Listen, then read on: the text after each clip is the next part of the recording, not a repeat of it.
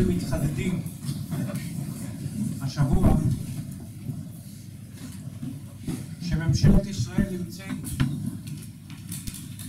בהחלטות לגמרי לא פשוטות.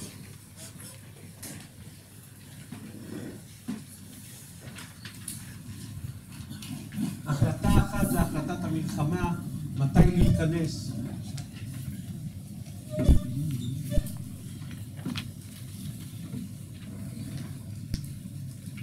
איך להיכנס. אבל יש כמובן את הסוגיה של החטופים.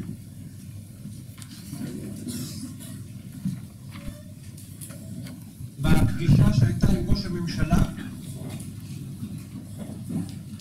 חלק ממשפחות החטופים, אני נותן את השאלה היום ולא מחר, כי מחר אני נוסע לבקר את החיילים, אז לכן אני נותן את השאלה היום. אי אפשר היום לבקר אותם אלא רק מחר, אז אני מקדים את השאלה. חלק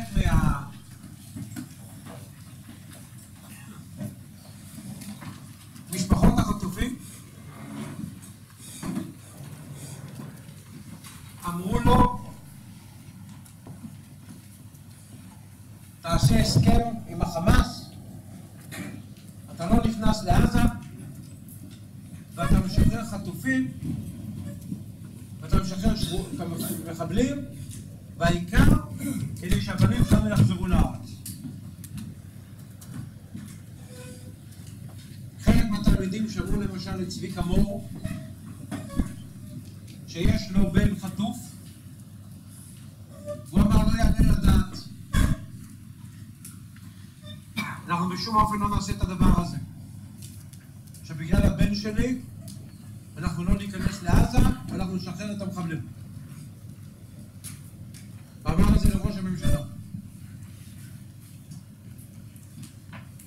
ואנחנו הולכים לדון האם הסוגיה הרגילה של לפדות שבויים. שבוע שעבר דיברנו על מה שהיה באנטבה ועל הדיון שהיה בבית של הרב עובדיה יוסף לגבי הסוגיה של הם יעבדו בהמשך, האם יש הבדל בין הווה לעתיד, האם הצלה, לא הצלה. היום אני רוצה לגעת בסוגיה של הם פודים את השבויים יותר מדי מהם. ובאיזה מקרים כן אותם. ואני רוצה לדון האם שעת שלום ושעת מלחמה יש אותם גדרים או אין אותם גדרים.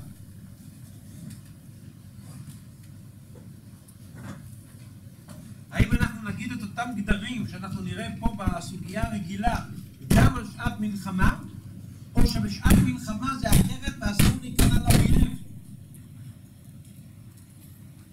ואסור להיכנע לאויב. לחתום על הסכם כזה זה להיכנע לאויב. כפול. גם כשאתה משחרר את המחבלים שלו, וגם כשאתה לא נכנס לעזה. והיום נשיא ארצות הברית מגיע, ולפי חלק מהפרשנים זה מה שהוא רוצה להציע. איך ההלכה רואה את הדברים האלה? מצד שני זה פיקוח נפש של החטופים. אז אם זה פיקוח נפש של החטופים, איך ההלכה רואה את הדבר הזה? אז החלק הראשון יעסוק בזמן שלום, והחלק השני יעסוק בזמן מלחמה.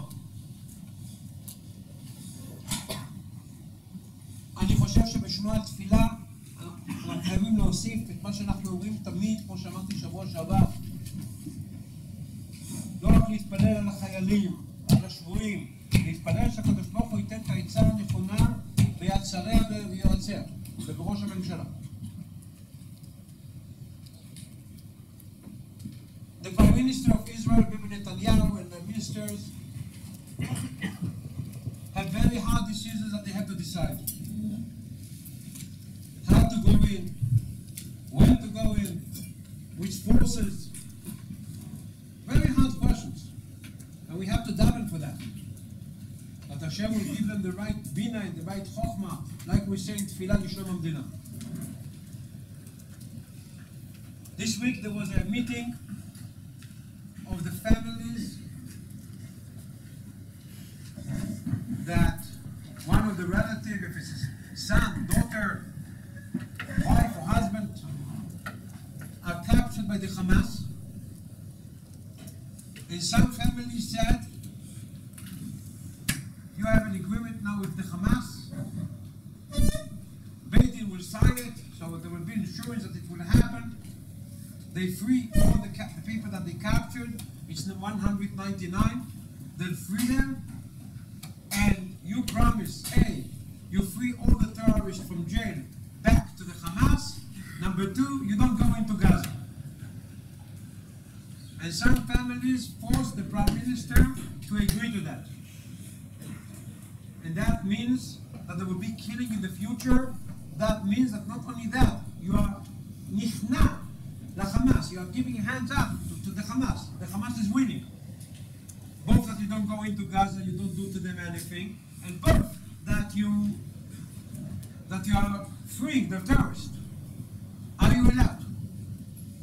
And some families said, we have to do it because we want our kids back. Tzvi Kamor has a son that is captured there. He went to the Prime Minister after they spoke with them. They heard him. And he said, Lo b'al cheshbon. It shouldn't be done. You can't give up to the Hamas. And even that my life is in danger, my son is in danger, I am telling you, you don't free anyone, and you go into Gaza. What Mesiut Nefesh of a father to say to his son.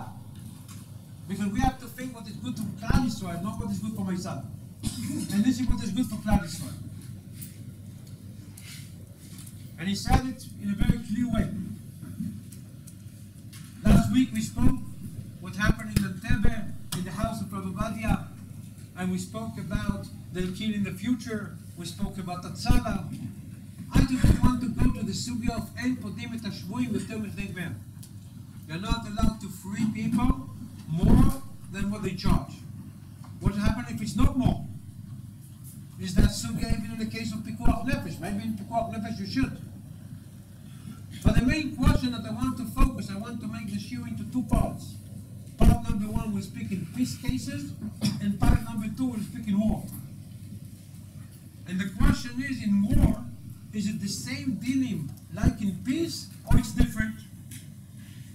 Maybe only speaks in peace. And there are cases that they are allowed to free. But when you speak about war, maybe you're not allowed to be nichnat to the oyeb. You're not allowed to put hands up to the oyeb. And therefore, all this sugya is irrelevant. So our shiur is going to have part number 1 when there is peace, part number 2 when there is war. אנחנו בעיקר נלמד את הגמרא, תסתכלו בבקשה במראה מקומות, אנחנו בעיקר נלמד את הגמרא בגיטין. אומרת הגמרא בגיטין ממאה עמוד א'. שימו לב, דבר מאוד מאוד, זה בדיוק השאלה שלנו, בעצם נמצאת פה כבר בגמרא. אין פודים את השבויים יתר על כדי דמיהם מפני תיקון העולם. שימו לב מה כתוב פה. פה כתוב שמקריבים את היחיד למען הרבים. נסביר מה הכוונה מקריבים את היחיד למען הרבים. בזמן הגמרא היו הרבה מאוד מקרים שחטפו בן אדם, ביקשו כסף, ואם לא, לקחו אותו להיות עבד באפריקה. וזה היה הדרך של החוטפים לקבל הרבה כסף. נוצר לאט לאט עכשיו מה קרה. אם הם חטפו מישהו ביפן או בסין, לפעמים הם קיבלו, לפעמים הם לא קיבלו. אם הם חטפו מישהו בישראל, תמיד הם קיבלו. כי ישראל גומלי חסדים בני גומלי חסדים. ולא רק זה, הם התחילו להעלות את המחיר. בהתחלה זה היה 500,000, אחר כך זה היה 1,000,000, 1,500,000. בני ישראל אף פעם לא התווכחו, ישור עשו תוך יום מגבית, הביאו להם את הכסף. אז לאט לאט נוצר מצב שהחוטפים אמרו, אנחנו לא נוסעים לסין, לא נוסעים ליפן, רק לארץ ישראל. כי פה אנחנו מיד נקבל את הכסף, ופה נקבל כמה שאנחנו רוצים. והתחילו להיות עוד חטיפות ועוד חטיפות ועוד חטיפות. אז חז"ל עשו דין. אסור לך לתת יותר מהממוצע העולמי. ככה רדב"ז מסביר את הגמרא.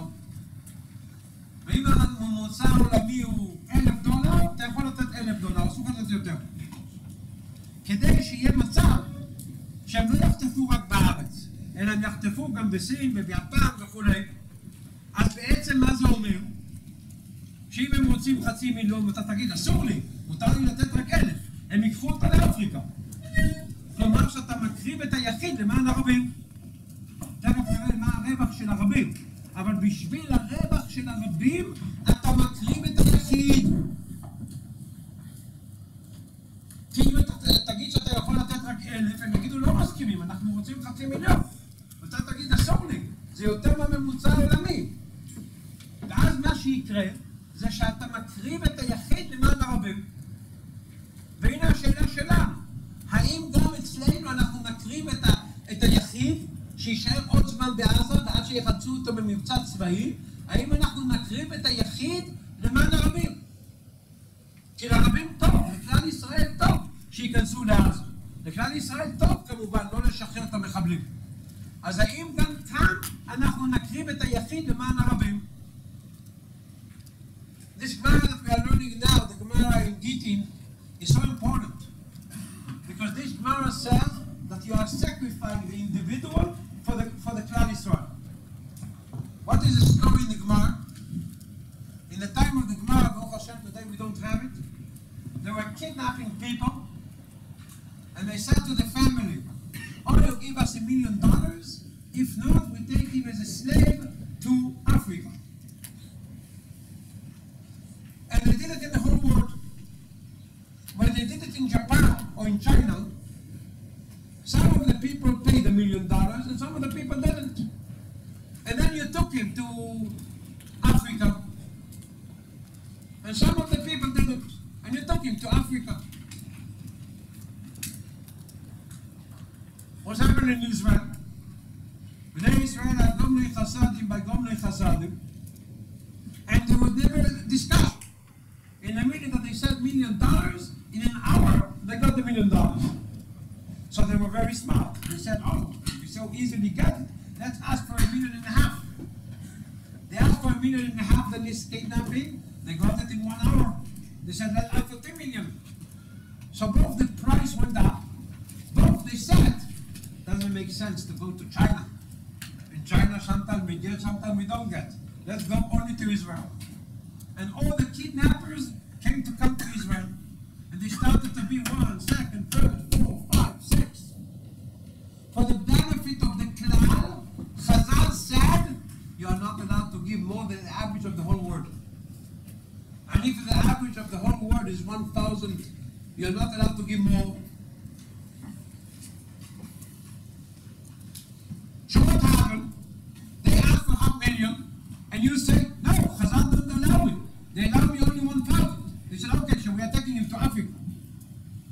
So you sacrifice the man to go to Africa in order that the Klal will benefit. You don't think what is good for her, you think what is good for the Klal. So now the question is, with these families of the Chatufim or the Prime Minister, should they think about them or should they think about the Klal? מה הרווח של הכלל במקרה של הגמרא? הגמרא מביאה שני הסברים. הסבר ראשון, או שני בעצם בגמרא, אבל זה ההסבר שאני מביא אותו ראשון כי זה נפסק להלכה. הסבר ראשון, כי אם אתה תסכים, זה יגרום לעוד חטיפות ועוד חטיפות ועוד חטיפות. ויכול להיות שלא יהיה כסף, סליחה. ויכול להיות שלא יהיה כסף. וזה יגרום לעוד חטיפות ועוד חטיפות ועוד חטיפות.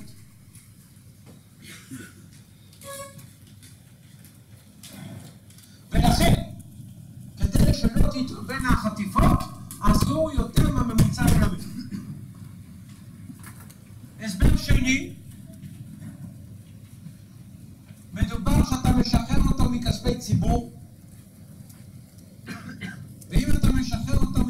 הציבור והכסף ילך רק על הדבר הזה, כי יהיו עוד חטיפות ועוד חטיפות, אז לא יישאר כסף לדברים אחרים.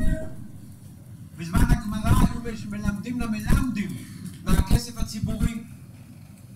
היו בונים מקוואות, אז לא יוכלו, לא יהיה מלמדים, לא יהיה מקוואות, לא יהיה שום דבר. אז בגלל זה, תראו בבקשה את הלשון של הגמרא.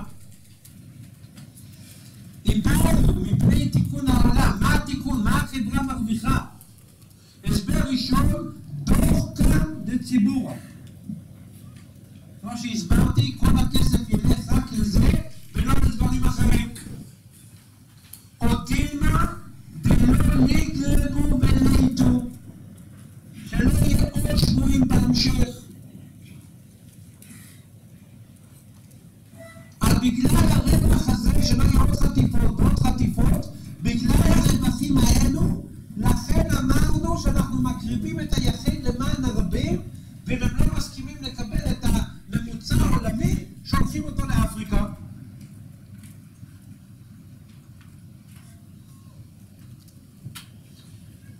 האם זה נכון גם במקרה של פיקוח נפש? האם זה נכון גם בזמן מלחמה? שאלות האלה נברר בהמשך. What is the benefit? What if Chazal said you can't give more than the average of the whole world? The Gemara will give two explanations. Explanation number one, that was decided, that what the poskim says, because it will cause more kidnapping and more kidnapping and more kidnapping. And that's certainly right if you are giving now the Hamas and they feel power. So they will do more things against Israel and more things against Israel and more things about Israel. So that reason it stays for the Hamas. שימו לב שהרעיון הזה שאתה תגרום, תעודד את החטיפות, ודאי נכון לחמאס. אם אתה תיכנע עכשיו לחמאס, הם רק יקבלו יותר כוח. ואז הם יעשו עוד דברים, חס ושלום. אז הטעם הזה ודאי שייך לגבי החמאס. ההסבר השני, the second explanation in the Gemara, that the poskim are not posek like that, because you are speaking about public money. And usually the public money goes for school, for mikveh, and for other things. In the minute that there will be more kidnapping and more kidnapping, all the money will go only to that. And if it will go only to that, then you won't have mikveh and you won't have schools and so on. And according to this explanation, you are allowed by private money to redeem. Only public money you are not allowed. But according to the first explanation, you are allowed you are not allowed even in private money. Because it will cost more. שימו לב את ההבחנה בין שני ההסברים, האם אפשר לבדוק בכסף פרטי. לפי ההסבר הראשון כן, לפי ההסבר השני לא. כן, רצית לשאול? יש מישהו שרוצה לשאול משהו? כן. סליחה? אני לא שומע. תסתכל באינטרנט, תראה כל המקרים הקודמים, כמה שחררו תמורת אחד, וממילא תדע מה הממוצע העולמי. בגלעד שליט למשל הם ביקשו אלפים, בשביל אחד זה ודאי היה הרבה יותר מהממוצע העולמי. מה?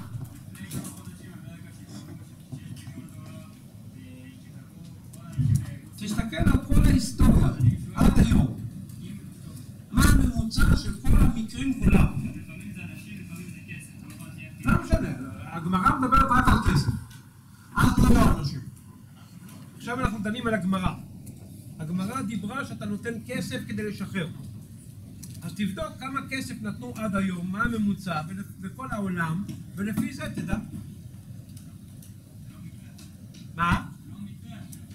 רגע, אנחנו נדבר על המקרה שלנו אחר כך. אני קודם כל לומד את הסוגיה, אחר כך אני אדון על המקרה שלנו. אבל למשל בגלעד שליט, זה ברור שהם ביקשו הרבה יותר מכל ממוצע עולמי שהיה עד היום ששחררו מישהו. מה? לא שומע. אתה לא יודע מה? רגע, נדבר. אבל אבל אני אומר, זה קודם כל היה יותר מהממוצע העולמי. כן. יש לקרובים רשות לבחור מה לעשות עם הקרובים שלהם בעזה? עוד פעם. The relatives have permission to make a decision for the relatives? No, the Bibi Netanyahu would decide. They're only recommending it. He thinks that that's the emes, so he's allowed to say his opinion. He's not deciding, but he's certainly allowed to say his opinion. He thinks that that's the emes. Bibi Netanyahu wanted to hear from everyone what he thinks, so he's allowed to say what he thinks. And in that case, you need everyone to agree, or what? What? You need everyone to agree there? Do you need everyone to agree? No, the Prime Minister decides. Okay. The two opinions in the Gemara. סליחה? The two opinions in the Gemara why you can't free the guy. There's the second one that says that it's because of public money and then he won't be able to use for schools. How does he argue that there's not going to be on chatifot? Like, how's that not a possibility? Because now they'll do it in the whole world. They won't do it specifically in Israel. I'm saying there's private. Let's What? say there's private people now freeing the captives. Now, but of course, there's going to be more also.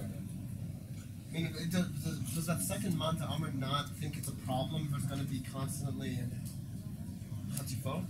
He thinks that the problem is that because of the money, but not because of the chatifot. Because of the How can it chatifot, be? you pay. How can it be? Because they won't metaken because of that. That you can pay. Everyone will pay. But in a minute that there won't be public money, it won't be allowed. עד כאן הגמרא. האם הגמרא מדברת במקרה של פיקוח נפש או לא? האם יש הבדל בין חייל לאזרח? האם הגמרא מדברת גם במקרה של שלום, או גם במקרה של מלחמה, או רק במקרה של שלום? על שלושת הדברים האלה נדבר בשעה 12:05, שנה א', אין שיעור א', בבקשה באולם רותם.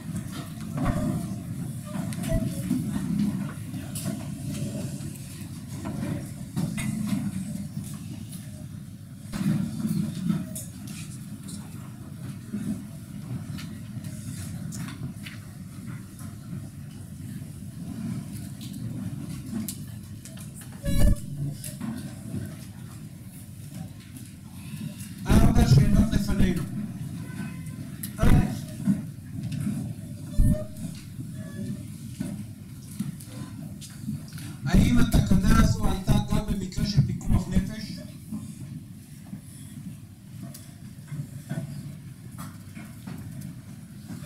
ב' האם אפשר להשוות בין חיילים בממון? ג' האם יש הבדל בין חייל לאזרח? ד' האם יהיה הבדל בין זמן מלחמה וזמן שלום? 4 questions. Question number 1.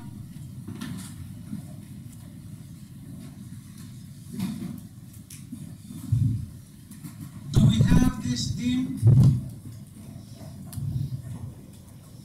even in the case of pikuach nefesh, because the people that were captured are in the case of pikuach nefesh every day?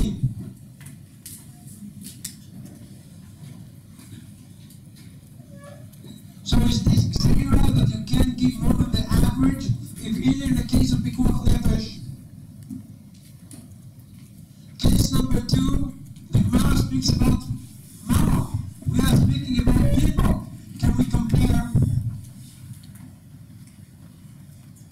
Question number 3 would be the difference between a soldier and not a soldier. Case number 4, question number 4, would be the difference between peace and war. That's the 4 questions that I want to discuss. אומרת שאלה מספר ראשון, האם מדובר גם במקרה של פיקוח נפש? אומרת הגמרא בגיטין, תלמוד בנה, מעשים בימי יהושע בן חנניה שהלך לקראת הקדוש ברומי. אמרו לו, תינוק אחד יש בבית האסורים יפה עיניים וטוב רואים וקצותיו סדורות ובטלים. הלך ועמד על פתח בית האסורים. אמר בי נתן ממשיסה יעקב וישראל מבוזזים.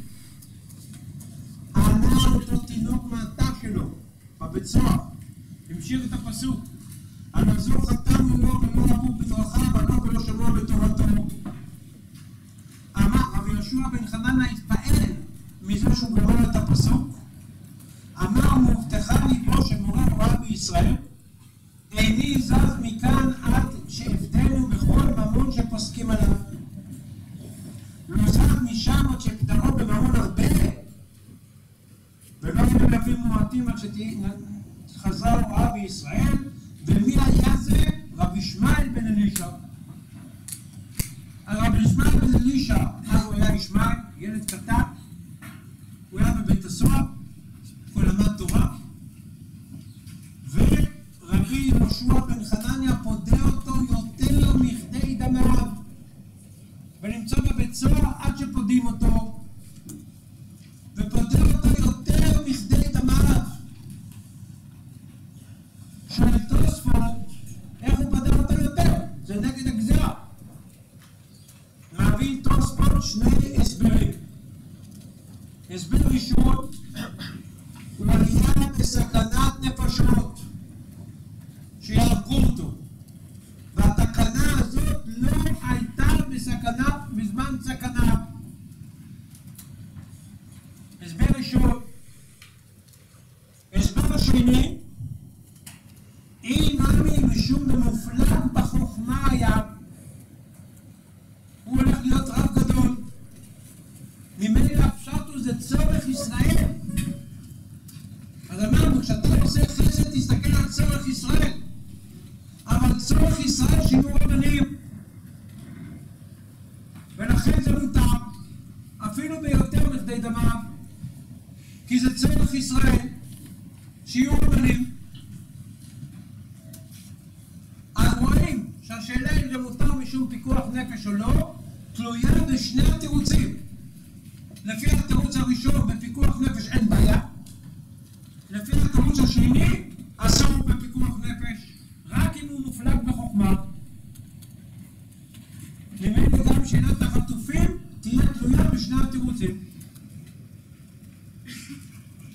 The Gemara is saying a story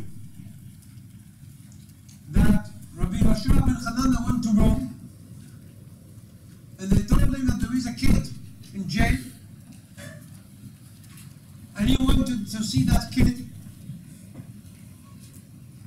and he saw that this kid is going to be a big Talmid Chacham, and he said, I'm not leaving the jail till the community is gathering all the money and giving to the people that redeemed him, that captured him.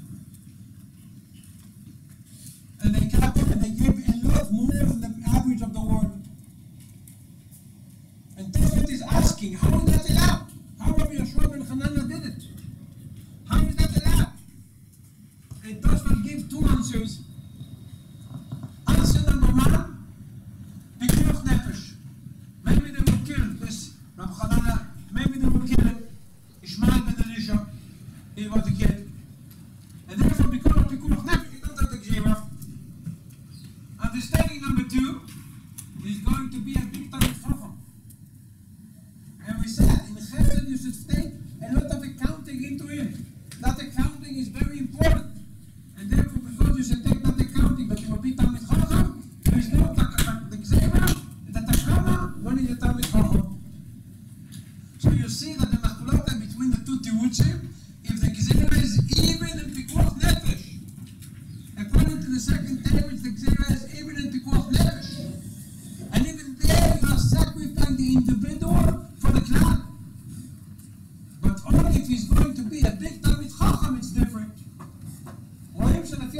השני בתוספות, אפילו בפיקוח נפש אני מפקיר את היחיד למען הרבים, כדי שלא יהיו עוד חטיפות. זה בדיוק כמו ששמענו מצביקה מוך.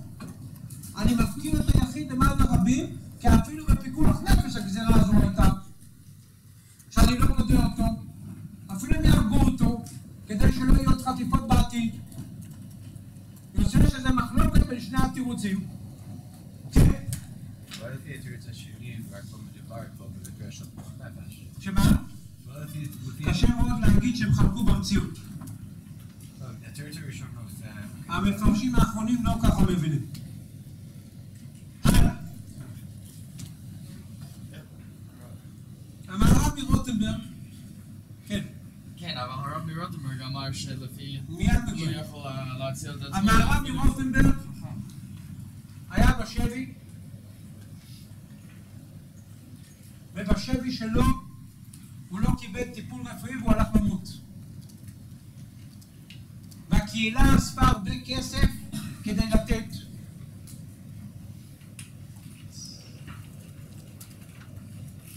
ואמרו, פה לפי שני התירוצים של תוספות מותר, אתה גם בפיקוח נפש ואתה גם תלמיד חכם. והמהר"ם מרוטנברג אומר לקהילה, אל תיתנו את הכסף. שימו לב, בן אדם הולך למות, אפשר לשחרר אותו, והוא אומר, אל תיתנו את הכסף. קהילה אומרת לו, למה? אתה גם תלמיד חכם וגם פיקוח נפש. הוא עונה, זה לא הגיוני. אם זה יביא את החטיפות הבאות, והחוטפים ידעו שבפיקוח נפש מותר, אז כל פעם שהם יחטפו הם ישימו רופא, וזה יהיה פיקוח נפש. אתה רק מעודד את החוטפים לעשות פיקוח נפש. אז הוא אומר, הפשט בתוספות זה בגלל שרב חנינא בן סבר כמו ההסבר שזה רק משום דוחקא דציבורא. עד שזה רק משום דוחקא דציבורא, אז משום פיקוח נפש מותר. אבל אם זה כדי שלא יהרגו עוד אנשים ושלא יהיו עוד חטיפות, אין הבדל אם זה פיקוח נפש או לא. כי אם אתה תלמד את החוטפים שבפיקוח נפש מותר, כל פעם הם יעשו פיקוח נפש והם יהרגו. ולכן הוא אמר להם, אל תעשו את זה. כי מה שאני אומר שפיקוח נפש מותר, זה רק למאן דאמר שדוחקא דציבורא שלא פסקו כך. אבל לפי המאן דאמר שפוסקים כך, לא לעשות את זה, ואין הבדל של פיקוח נפש. תראו בבקשה את הפתחי תשובה. אומר הפתחי תשובה, כל זאת אמור שפוסקים עליו. כי בסכנת, בתשובת כנסת יחזקאל, השיג עליהם. משום דעה היא תירוץ של סכנת נפשות לא שייך אלא איתנו משום דוחקא דציבורא. אבל איתנו אתם לומדים כלפי הסברה להפך. דעים בפיקוח נפש פרטים, ירצו כולם להפוך את כל השבויים כדי שיפתו יותר מודד מהם, ותמיד ירצו להרוג. ואם כן, לפי מה שכתב בלב בשולחן ערוך, שהם פוסקים את הטעם של ליקרבי, כשהפיר כתב מהר"ם מלובלין, שאלה כאן צריכים אפילו יותר מפתית מהם. אני רוצה להסביר. ומהר"ם מרוטנברג was in jail, and he was very, very sick, and in jail he didn't get the treatment, and the community gathered money for him, and the community said, according to the ritual of Tosfot, we are allowed to give more than the average. Both because it's pikuach nefesh, and both because it's תלמיד חכם. So we are allowed to give more than the average. Rabbi Rotenberg from him jail wrote a letter and told the community, don't give the money. That's why. According to it's like you are like Rabbi Elisha that he did. You are both תלמיד חכם and both pikuach nefesh. What's it was? He said the following. Rabbi Yeshua that did it in Rome. Rabbi Yeshua ben Hanania, he was thinking like the man Amar that the reason is because all the money will go away. And according to that man Amar, pikuach nefesh is allowed.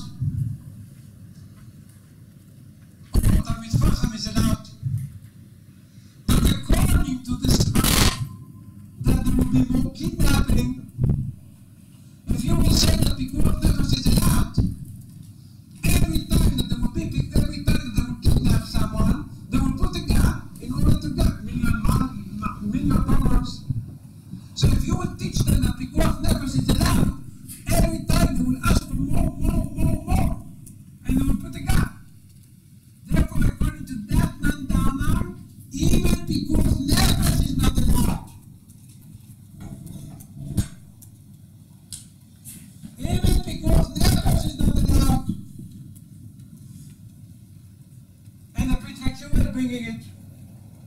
So according to that, we can't release the people because of Pikuach Nefesh according to the Maharam in Rothenburg, because it's only allowed according to the Mandamar of Dochka and not according to the Mandamar that will be more kidnapping. לפי זה אנחנו לא יכולים לשחרר את החטופים מדין. אנחנו לא יכולים לשחרר את החטופים מדין פיקוח נפש, כי זה רק למאן דאמר דוחקה ולא למאן דאמר שיהיו חטיפות. ולכן היתר הזה של פיקוח נפש לפי זה לא קיים. לא כולם מסכימים למהר"ם מרוטנברג, אבל לפי המהר"ם מרוטנברג זה לא קיים. עד כאן לגבי השאלה של פיקוח נפש. שאלה מספר 2, האם אפשר להשוות בין אנשים לבין ממון?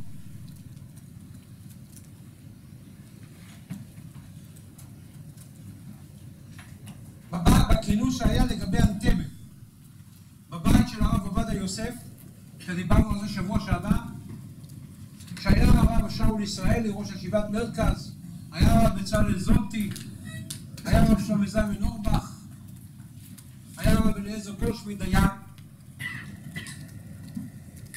בא הרב עובדיה ואמר חידוש שכל הרבנים האחרים חלקו עליו. כל החמישה שהיו שם בחדר חלקו עליו. אבל הוא נשאר בחידוש שלו. הוא אמר, בגזירת דרבנן אנחנו תקנה, אנחנו רק הולכים לפי התקנה ולא לפי טעם התקנה.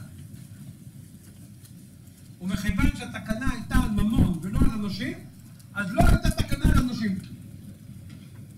ואם לא הייתה תקנה על אנשים, אז ודאי שבפיקוח נפש אני אתיר. כי לא הייתה תקנה, אז אין לך דיון. נכון שהסברה קיימת, קיימת הסברה שיהיו עוד חטיפות, קיימת הסברה שאתה לא יכול להיכנע, אבל אין תקנה. ברגע שאין תקנה, פיקוח נפש גובר על הכל. ולכן הוא לא רוצה להשוות בין ממון לאנשים, כי בממון יש תקנה, ובאנשים אין תקנה. כל האחרים חלקו עליו. ואמרו התקנה הייתה תקנה כללית. ממון זה רק דוגמה. ולכן הם טענו שזה לא יהיה סיבה להתיר את השחרורים מחבלים. In the house of Rabbi Ovadia Yosef, we spoke about it last week, but in Entebbe, he gathered the Gdolei Ador, Rav Shaul Yisraeli, ראש ישיבת מרכז הרב, ובצלאל זולטי, the Rav of ירושלים, Rav שלמה זלמן, Rav אליעזר גולדשמידט. Rabbi Ovadia wanted to say, in Takana de Rabbanan, you only look on the Takana. And whatever they were metaken is not allowed, what they were not metaken is allowed. But you don't look in anything else. And because they were not metaken on people, they were metaken on money, therefore it would be allowed. And all the other people say, and we don't care about the reason. So even if the reason is there, but the takana is not there. And all the other people disagreed to this idea. Okay. נקודה מספר 3, ואז נגיע בעיקר לנקודה מספר 4, לזמן מלחמה. אבל אני רוצה להגיע לנקודה מספר 3. הדין הזה, שאי אפשר לשחרר יותר מהממוצע, זה רק כשאתה משחרר מישהו אחר. אבל אם אתה משחרר את עצמך, אז מותר לך, זה לא היה תקנה. התקנה הייתה רק שאתה לא יכול לשחרר מישהו אחר. אבל אם אתה עושה חסד, תחשוב על כלל ישראל. אבל כשאתה עושה לעצמך, ידין שחייך הקודמים. ועל זה לחז"ל לא תקנו, ולכן אם אדם נשבע, אז אדם יכול לתת גם $1,000,000. הדין הזה קיים גם לגבי אישה, ותוספות אומרים שזה נובע מאשתו כגופו. אז אני מרחיב את עצמו גם לאשתו. אז אם האישה נשבית, מותר לתת גם $1,000,000. והרב גורן, הרב גורן היה הראשון שברבנות הצבאית בעצם ייסד את הרבנות הצבאית והפך את כל מזבחי צה"ל לקשרים ואפילו למהדרים, ונעשה פקודות שאסור לנסוע בשבת, אלא אם כן פיקוח נפש וכו'. יש לו הרבה זכויות. הוא בא ואמר, אני אתן לחייל את אותו דין כמו אישה. כי החייל הוא שליח שלי, ובגלל שהוא שליח שלי, לכן אני אתן לו את אותו דין כמו אישה, כי שליח כמשלח. אבל כשאני פודה שליח, אני בעצם פודה את עצמי. והרב עובדיה יוסף אימץ את הגישה הזאת, שהייתה את השאלה לגבי גלעד שליט. ולכן לפי הרב גורן יש הבדל בין חייל לאזרח. וחייל אני אשחרר אותו כי אני משחרר את עצמי, אזרח זה חוזר לדיונים הקודמים. כן. באיזה אופן החייל כמוני, איזה הוא שליח? מה באיזו? באיזה אופן החייל הוא שליח שלי? בגלל שעם ישראל ממנה את החיילים ללכת לגבול. רואים את זה כמינוי של עם ישראל. עם ישראל רוצה את החיילים שם, בזכות החיילים שם אתה יכול לשבת היום וללמוד. לא היו חיילים עכשיו בגבול, לא היית יכול לצאת וללמוד. אז ממילא הם שליחים שלך. ואם הם שליחים שלך, ממילא זה כך. But Gomer, he was the first one to establish the Rabbanut הצבאית in Tzahal and to make all the laws that all the kitchen are kosher and mehadrin and you are not found in Shabbat and accept pikuach nefesh. He says the halacha is that a man can redeem himself. The halacha is that he can redeem his wife because ishto kegufo. And the halacha is that you can redeem a soldier. Because the soldier is your shaliach. So is that you? So they are redeeming yourself. And therefore, in a soldier, there won't be a question of limit. ולפי זה, החטופים של היום יש חיילים ואזרחים, את החיילים אפשר לשחרר. בדיוק הפוך ממה שהעולם חושב. העולם אומר, קודם כל לשחרר את האזרחים. החיילים יותר חמורים. לפי זה החיילים יותר קלים, כי הם השליחים שלי. המתנגדים לרב גורן. א', לא מקבלים את ההשוואה בין שליח לבין אישה. וזו חקירה שלמה, האם החשד ששליח כמשלח. האם הכוונה של באמת אותו דבר, או האם הכוונה היא שהוא עובד לבד, רק התוצאות שלו מגיעות למשלח. נפקא מינה גדולה, מה קורה אם המשלח נשתתה? האם השליח עדיין יכול לגרש או לא יכול לגרש? אז הם לא מקבלים את ההשוואה בין שליח למשלח. דבר שני, הם מסבירים כמו הראש. הראש אומר שהסיבה שבאישה פודים אותה יותר מכדי דמיה, זה לא בגלל שאשתו כגופה כמו שטוסו מסביר, אלא זה בגלל שבכתובה התחייבת לבדוק אותה. לכן הממון שלך משובד לה, לכן אתה עושה את זה. The people that disagree to Rav Gord, they don't get the similarity between Shaliach and Isha. And they say only Ishto kegufo, but Shaliach is something else. He is working by himself, and the results come to the Shaliach. There is a whole discussion between Rambam and Tur. What happened if the man was memane Shaliach to a get, and then he came to be a shoter, the Shaliach. Can the Shaliach work or not? And that goes to the question, what is the relationship between the Shaliach and the Shaliach? ולכן they disagree. They say that even an Isha, it's not because Ishto kegufo, only because you are mitchayim in the Ketubah. עכשיו אני רוצה להגיע לנקודה האחרונה. זה גם על הבנים שלכם, לחיוב כן, אבל זה לא חיוב ממוני. פה יש חיוב ממוני של השתלטות. להאכיל את נכון, זה חלק מהדיון. האם זו אותו התחייבות, לא אותה התחייבות, זה חלק מהדיון. כן. זה רק בממונות, זה לא בנפש. אז בגלל שלי, שאלה. סליחה, לא שמעתי. השאלה של הרב היא רק כדי לבדוק ביותר מהתלמיד שלו. אבל בעניין נפשות, לא בעניין עצמי. בעניין מה? נפשות, כדי לשחרר עוד ערבים רגע, זה כבר חוזר לדיון של שבוע שעבר. יש שני דיונים פה. כן, אז למה הרב מדמה את הדיון של יותר מקרים? לא, אבל הוא רוצה להגיד שהפשט הוא שאתה פותר את עצמך ולכן התקנה בכלל לא הייתה. התקנה רק היה בדמים, זה לא... מה? התקנה היה בדמים. אבל אמרנו שלפי רובם התקנה גם קיימת באנשים. רובם משווים בין ממון לאנשים. ולכן התקנה קיימת גם באנשים. אבל הסברה של האישה זה רק שמותר להטיל דמים מעט. לא, זה סברה לפי הראש, אבל לפי התוספות זה לא כך. לפי תוספות זה מצד אשתו כגופו, זה מצד הרחבה של העני. למה מותר לשחרר את עצמך? מה? למה מותר לשחרר את עצמך? את מי? כי התקנה לא הייתה על זה. מראש התקנה לא דיברה עליו. למה מותר לסכן את אחרים בשביל עצמי? לא הבנתי? למה מותר לסכן את אחרים בשביל עצמי? זה כבר חוזר לדיון של שבוע שעבר, האם פיקוח נפש עכשווי מול פיקוח נפש הקודם. זה נכנס לדיון ההוא. אבל הרב טוען שמותר לך.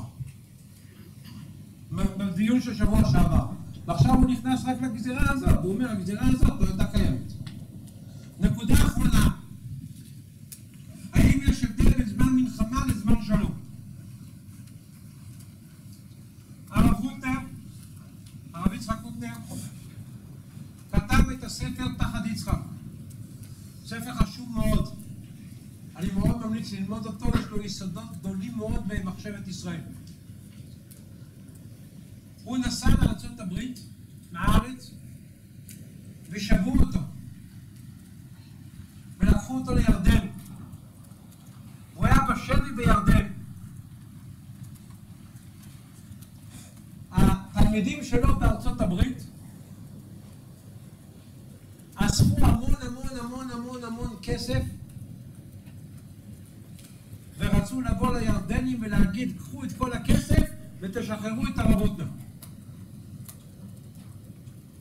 וזה היה יותר מכדי דמם, והם אמרו שהסיבה שזה מותר זה בגלל שהוא גם תלמיד חכם והוא גם פיקוח נפש, והם לא קיבלו את הסברה של הנערה מרוטנברג שזה רק במקרה שזה רק למען דמר הזה, ולכן הם אמרו שזה מותר. בא הרב קמינסקי בארצות הברית ואומר להם, אסור לכם לעשות את זה. תראו בבקשה מה הוא אומר להם. תראה החשבון הזה, החשבון שהוא גם תלמיד חכם והוא גם פיקוח נפש. אין החשבון הזה צודק בכלל. וכל הדין הזה שתלמיד חכם ופיקוח נפש מותר זה רק בשעת שלום. אבל בשעת מלחמה אי אפשר לומר שמחויבים להפסיק מללחום על מנת לפדות את השבויים בממון. שהרי על ידי כך נמצאנו מסייעים לאויב באמצע המלחמה. כי על ידי מתן הכספים הגדולים לאויב נחזק אותו יותר, וזה לא יעלה לדעת. אז הרב קמינסקי אומר, אסור לשחרר את הרב קוטנר בכסף, כי אסור לכם לתת כסף בזמן מלחמה לאויבים. אתם רק מחזקים אותו, ולכן הוא מתנגד לתלמידים של הרב קוטנר שרוצים לשחרר אותו תמורת כסף. כן. אסור לפתור אותו בכלל בכסף. בכלל לא. בכלל למה לא? מה? עדיין הביא להם כי כסף. אתה לא יכול לחזק את האויב. אסור בכלל לפתור. נכון, ואתה מחזק אותו, ולכן זה אסור. זה רק כסף? מה? אני לא רק הכסף? אפילו כסף אסור. כי גם בכסף אתה מחזק את האויב, ואסור לך לחזק את האויב. הרב קמינץ, in the time of Rav Hutner, I suggest, by the way, that the language is not so easy, but it's very important book of the Pachad Yitzchak that Rav Hutner wrote, and I suggest to learn it. There is very deep ideas there. He went to America and he was captured and he was in Jordan. There are letters that he wrote from where he was captured of people that asked him questions years before. And he told them, I don't have time to answer it, I have to learn the whole sugya. When he was captured, he didn't have any books, but he had time. So he wrote to them, he started to think about the question that they asked him in the past and he didn't answer, and he gave answers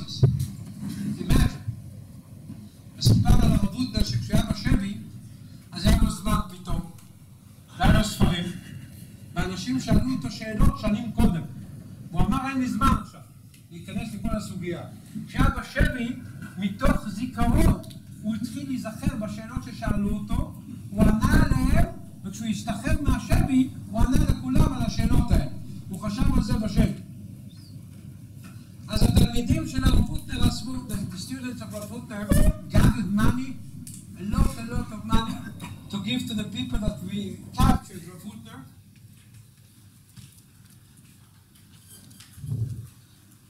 And Kaminski wrote to them a letter and said, you're not allowed to do it.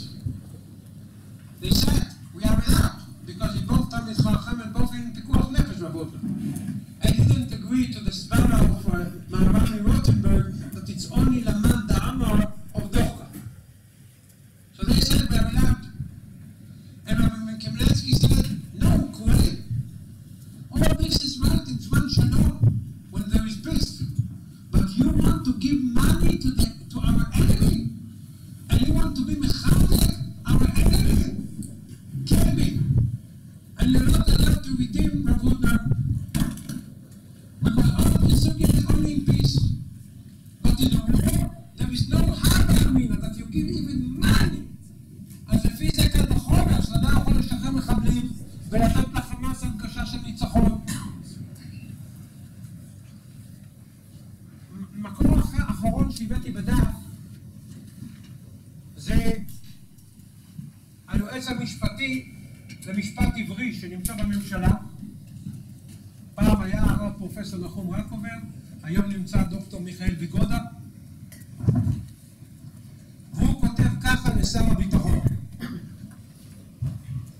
אף על פי שפדיון שבויים נחשב מימים ימים מלך נעלה בעם היהודי, מצווה רבה, אין זה נכון לומר שהמסורת היהודית מחייבת להיכנע לכל תכתיב שמציב האוויר לשחרור השבויים. אנו כך מחייבים ההתגון הבריא והשכל הישר. היעלה על הדעת שלפדות שבויים תמורת אספקת נשק לאויב, או תמורת נסיגה משדרות ומאשקלון. דרך אגב, מדברים על שדרות, אני שמח להודיע שישיבת שדרות קיבלה את ההזמנה שלי והיא נמצאת פה איתנו. אני מקווה שבשבת נתפלל יחד, אני יושב עם הרב פנדל עכשיו תכף, ואני שמח מאוד על החסד שאנחנו יכולים לעשות, שמקום תורה ימשיך להיות. כל ישיבת שדרות, מי שלא מגויס, נמצא פה, ואני מאוד מאוד שמח על הדבר. אז אומר מה, אם הם יבקשו את שדרות, יעלה על הדעת שאנחנו נגיד שאנחנו נעשה את זה? האמירה נשמעת בשיח הציבורי, שיש לעשות הכל כדי לשחרר את שבויינו, היא מטעה ומשלה. עם כל ההבנה למצוקות המשפחות הטובות ששחררו ילדיהם, וכולם מפנים שכך יקרה בקרוב, ברור שאין לעשות הכל לשם כך. ואף על פי שממשלת ישראל חייבת להשתדל להביא לשחרורה, יש מחיר שאסור לשלמו. השאלה היא איפה לכאן עובר על קרב הגבול ומה יכולות לקבילתו. ראינו שכבר בימי המשנה, כשנכנסו אנשים על ידי עבריינים, העדיפו חזון לטובת הציבור על פני טובת היחיד. הם תקנו תקנה נוספת על תשלום מחיר מופרז כדי לשמור על האינטרסים הציבוריים. עם מניעת ביטחוננו העתידי, עם מניעת חלוקת תקציבית בלתי מאוזנת, תלוי התקנה, הם פונים תשלום את הגלגל. וגם אם לא תקנו חזון, התקנה הזו לא הייתה חובה להיכנע לדרישות החוטפים, לפחות בגלל הסיכון הכרוך בכך. אולי מותר להסתכל למצבת הזו, רק אין חובה לעשות כן. מאחר שפדיון שבויים תמורת שחרור מחבלים אינו במיסור ולא חובה, הוא נותן לכאורה לשיקול דעתה של הרשויות בשאלת טובת המדינה. יחד לעזור מאחר שפדיון החוטפים באות במסגרת מאבק לאומי של גורמי הטרור, על המדינה לשקול שיקולים של מדינה ריבונית הנמצאת במהות במצב מלחמה.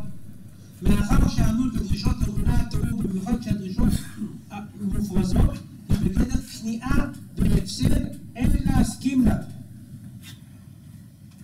I brought the last my comment, but this I finish. I brought it. There is in the government a man that he had to give his opinion according to Torah, that the government will take that opinion into consideration. Once it was our Professor Nachum Rakover, today it's Dr. Michael Vigoda, and he writes to the government, certainly all this sugya is only in peace and not in war. But in war, we cannot cooperate with the enemy and we cannot give. Like Rabbi Kamenetsky. אני מבקש לגמור בתפילה. בתפילה.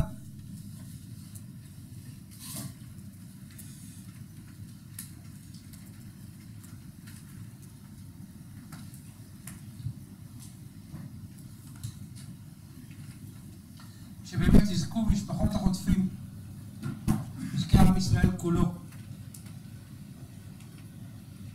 לראות את החטופים חוזרים במהרה הביתה, בלי כניעה לאויב. חזרו הביתה בריאים ושלמים. נזכה כולנו לראות את ישועת השם בקרוב. אמן כן יהי רצון.